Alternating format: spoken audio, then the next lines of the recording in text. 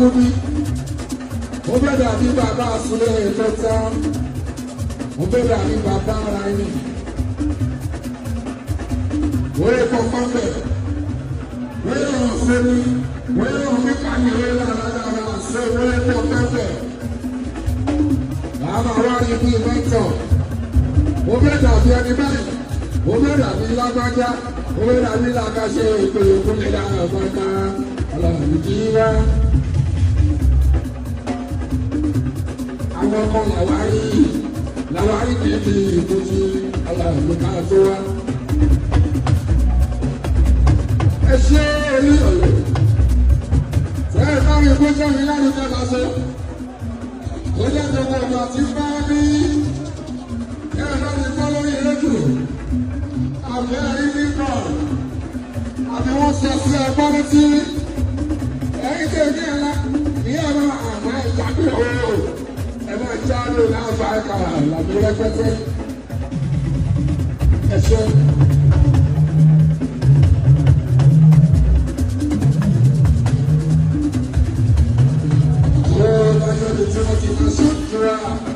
Wọ́n pàṣẹ lórí bẹ́ẹ̀lì ẹgbẹ́ máa ń ṣe ọmọ àyà ajá. Ìbádọ́dọ̀ tí wọ́n ti sọ́wọ́ lórí wá. Èèyàn kò rí abẹ́rí kó pàdánù lábágàbá àti kò ṣẹlẹ̀ rí. Èékù tún àgbọ̀ sí lórí. Kó jòkó pé inú wa kò jọ. Ibi tí wọ́n ti ká tẹ́kù yìí bọ́ àwọn ẹ̀wọ̀n ẹ̀ka tẹ́kù àwọn pàṣẹ. Èyí tí wọ́n ti ká lọ o. Ẹ ṣe ìbára ẹ̀kọ́ra ìlàpẹ́ tó pẹ́. Ìfẹ́ tí ọ̀fẹ́ mi náà, wọ́n á fẹ́ ṣe mi gan wọ́n. Wọ́n fi àti lérè pé ìṣẹ̀lá tẹ̀mọ̀ tàbí ọgbọ́n ṣe lè ṣe.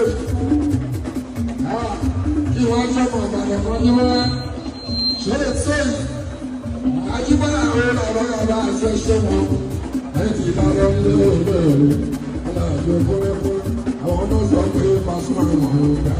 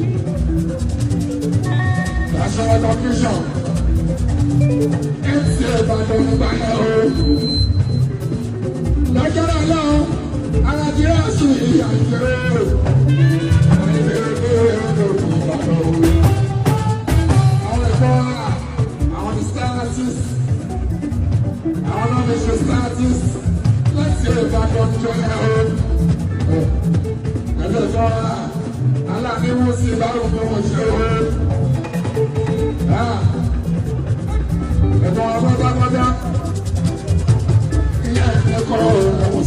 lọ alani kọ́má àwọn sáàsì lọ́dún yọrí 93 lẹ́sìn ìbàdàn gbáyẹ̀ o ara tó lọ́sùn recognition múlẹ̀ àgbàjára àjọ lọ́dún pẹ̀lú àlágbára àṣọdù àìlórí ní èrèké àwọn sáàsì ọlọ́pàá ńlọrọ̀ ní àwọn méjèèjì wọ́n pẹ́ kí wọ́n fẹ́rẹ̀ èèyàn ṣe ní wọ́n ó níbi ìfúnni ìṣe o ọ̀gá ni wọ́n ò múlẹ̀ àgbàjára àjọ lọ́dún ìbàdàn.